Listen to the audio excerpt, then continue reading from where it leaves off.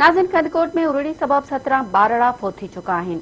उन हवाले से वीडियो लिंक ते अपडेट करे रहियो आहे मेराठी जो रिपोर्टर गुलाम रसूल मीरानी। जी गुलाम रसूल, छा अपडेट सही? जी बिल्कुल, कंदकोट ज़िले अंदर उरड़ी जी वबा ते ज़ाब्तो न अची सघियो आहे। हिन वक़्तु कंदकोट ऐं भरपासे वारे इलाइक़नि में जेके उरड़ी जी वबा में 17 ॿारड़ा जेके आहिनि उहे फौत थी चुका आहिनि।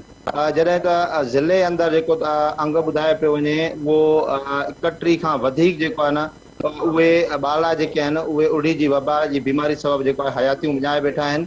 ऐं गुज़िरियल ॾींहुं में मां तव्हांखे ॿुधाईंदो हलां त डिग्री कॉलेज भरिसां जुमन शाह पाड़े में उरड़ी सबबु जेको आहे त ॿ मासूम ॿारड़ा हुया। 5 वरह जो गुलाम हुसैन मीराणी ऐं 4 वरह जो नसीबुल्ला मीराणी जेको आहे उहो फौत थी विया।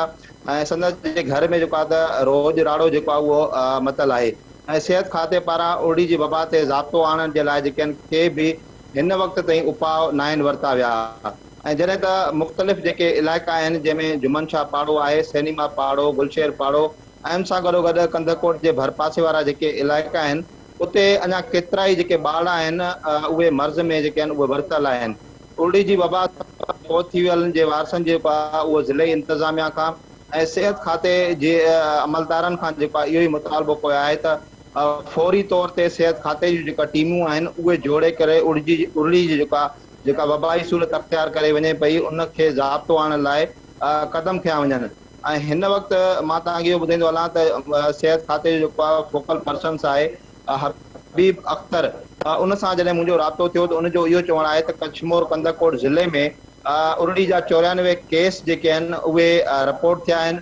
ऐं उन्हनि में जेके आहे त 64 जेके केस आहिनि उहे पॉज़िटिव ऐं 3 जेके केस आहिनि उहे नेगेटिव आया आहिनि। ऐं हिन वक़्तु जेको आहे त असांजूं मुख़्तलिफ़ जेके टीमूं आहिनि उहे जोड़ियल आहिनि ऐं उहे वैक्सीनेशन जेको आहे उहे कनि पियूं मुतासिर इलाइक़ा जिते असांखे इतला मिले थो त उते असां जेको आहे टीमूं पंहिंजूं जोड़े उते मोकिलियूं पिया। ऐं उनजो इहो चवणु आहे त असां वटि जेके आहिनि 3 ॿारड़ा जेके आहिनि उहे फौत थिया आहिनि। उन्हनि जी 3 ॿारड़नि जे फौत थियण जी सिहत खाते पारां जेको आहे उहा तस्दीक कई पई वञे। बाक़ी 64 जेके आहिनि उहे केस जेके आहिनि उहे ॿुधाए पिया वञनि। ऐं उन्हनि जो इहो चवणु आहे त मुतासिर इलाइक़ो जेको गुज़िरियल ॾींहुं डिग्री कॉलेज भरिसां जुमन शाह पाड़े में 2 ॿारड़ा फौत थिया, अहिड़े इतला ते ऐं मीडिया ते रिपोर्ट थियण खां पोइ जेको आहे असांजूं जेके टीमूं आहिनि उहे मुतासिर इलाइक़े में वियल आहिनि ऐं उते उरड़ी जी जेकी वैक्सीनेशन आहे उहो सिलसिलो जेको आहे शुरू कयो वियो आहे। जी ठीक है गुलाम रसूल, अपडेट करण लाइ अवां जी महिरबानी।